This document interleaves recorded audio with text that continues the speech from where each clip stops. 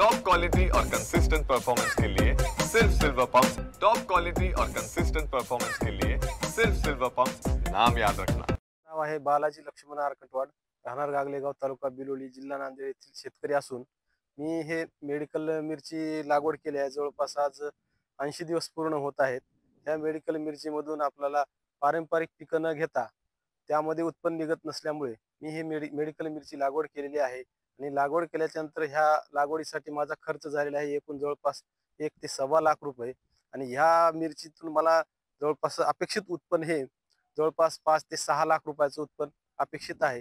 पारंपरिक पिकं हरभरा, सोयाबीन ही पिकं घेण्यापेक्षा आपण मेडिकल मिरची जर लागवड केली तर नक्कीच यातून आपल्याला आर्थिक उत्पन्न मिळेल आणि आपल्या कुटुंबाचा उदरनिर्वाह करण्यासाठी नक्कीच निश्चित बळ मिळेल।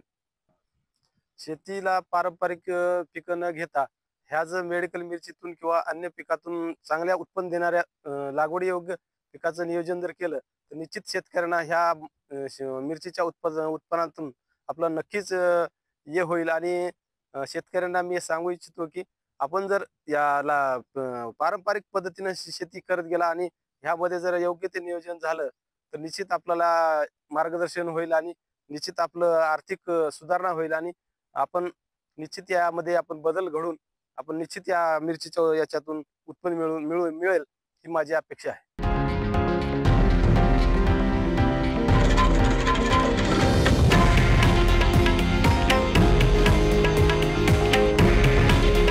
हे आहे देशातील नंबर 1 न्यूज नेटवर्क आणि आपण पाहत आहात TV9 मराठी।